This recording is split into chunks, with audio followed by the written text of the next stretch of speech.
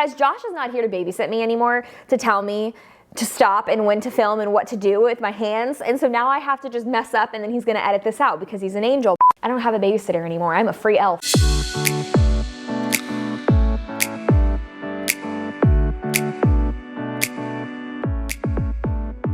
Hi friends, and welcome back to Happy Hour with Hope. Today we are going to be talking all about Instagram. We're talking about Instagram for this entire month of March, and I am pumped about it because if you don't know, if you don't follow me, my Instagram is at Hope Taylor Photography, but it is a huge tool that I have used in my business from the very beginning to grow from just photography being a side hobby as a 17-year-old in high school to being my full-time career now for 7 years. So I am a huge believer in the power of Instagram, but I'm also fully aware of how algorithms are making Instagram really tricky for us as business owners now. So this month I'm going to be revealing to you guys some of the ways that I use Instagram to better my business. So some of these may feel like common sense and they may seem a little obvious to you, and then some of them are going to be things that you might not have already thought about how to do in your business. And so today I want to talk specifically about one piece of your Instagram that you may not be thinking much about. You may not have put much effort into it. You probably really didn't think about it again once you said it and did it the first time. And that is your Instagram bio. I think that people overlook the fact that they have the ability to make an impact on people when they view their Instagram profile.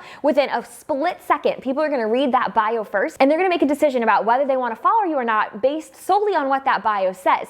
So we have to really put some effort into what that Instagram bio says, right? We need to make sure that that's making a good impact, representing us well, and strategically marketing to who our ideal client is. Hopefully, when somebody reads that is our ideal client, they read that and they're like, yes, that's me, that's who I'm looking for, that's who I need to book for my wedding. So when it comes to your Instagram bio, today I want to share 3 things that you should make sure you include in your Instagram bio. And hopefully by the end of this video, you're making a couple tweaks and edits. The first thing you should include, and if you don't already have this as the first thing into your Instagram bio, I want you to pause this video, go edit it, fix it, and come back for the next 2, because this should be the number 1 thing that you have in your Instagram bio and the first thing people read, and that is where you are located.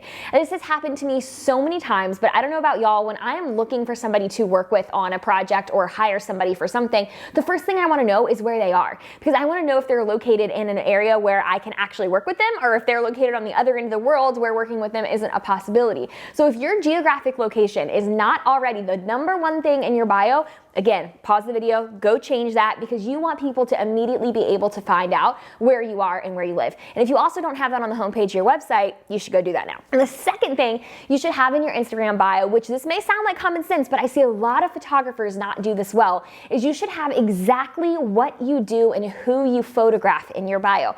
I see a lot of people just put photographer or creative or something along those lines, or they don't list photographer at all because they just assume that it's implied, but it's not. You would be surprised how many people look at your Instagram and don't really know what you do if it's not listed clearly for them to see. So the first sentence of my Instagram bio is Charleston wedding and senior portrait photographer.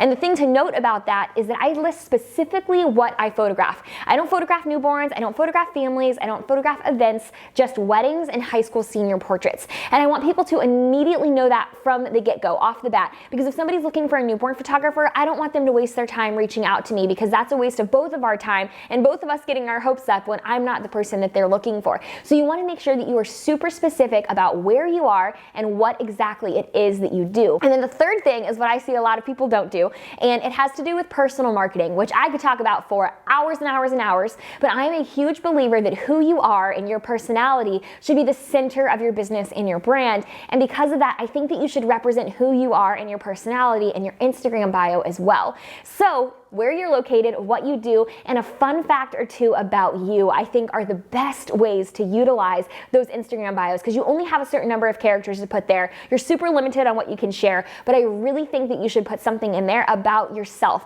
Mine says that I'm a lover of statement earrings and vodka soda with lime, and my hope is that one of my ideal brides would read that and be like, girl, me too, and they would want to reach out to me more because they connect with me and relate with me on that. So I would recommend putting a fun fact or 2 about yourself in your bio, bio in addition to the more strategic and more business part of where you live and what you do. And then a quick little bonus I want to talk about is your Instagram link in bio, because you only have the opportunity to share one link.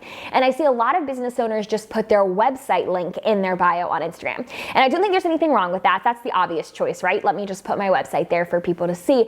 But when it comes to your website's never changing. So somebody could click on that once, scroll through your whole site, and never have a reason to need to click on that again. And that's not really a great use of that one space. Since you only have one opportunity, you want that link to make the most impact it can. So I think that there's two options of what link you should use in your bio to really optimize and maximize the strategy behind your Instagram page. And that would be either your blog link, because your blog link is constantly changing. There's constantly new things being added. Hopefully you're consistently sharing new blog posts.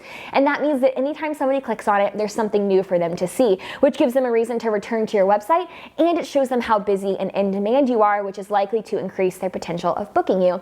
And the second option of a link you could put there is something that I use called Linktree. And Linktree allows you to have multiple buttons within one link. So you can direct people to a specific blog post. You can have the ability for them to download an opt-in. There's tons of stuff for them that they can do there, and you can use it for multiple different facets of your business, which is why I do it, because I'm an educator and a photographer, which means I need different buttons for different clients. So Linktree allows me to do that. So either put your blog link there or a Linktree there with multiple buttons, but don't just leave your website there, because that's not the best use of that one link. But guys, I hope this was helpful. I hope you're going and making some changes on your Instagram bio right now. If you want some additional info from me, I have a free guide as a gift to you guys in the description below, and you guys can get my 5 tips to better your Instagram right now. It's a free guide that'll walk you through some of my favorite tips for Instagram. And if you want to follow me, just follow along at Hope Taylor Photography. And as always, if you tuned in this week, share it on your Instagram stories and tag me. I would love to feature you. I love featuring people who tune in each week. So hopefully I'll get to connect with you more there. And until next week, see you then.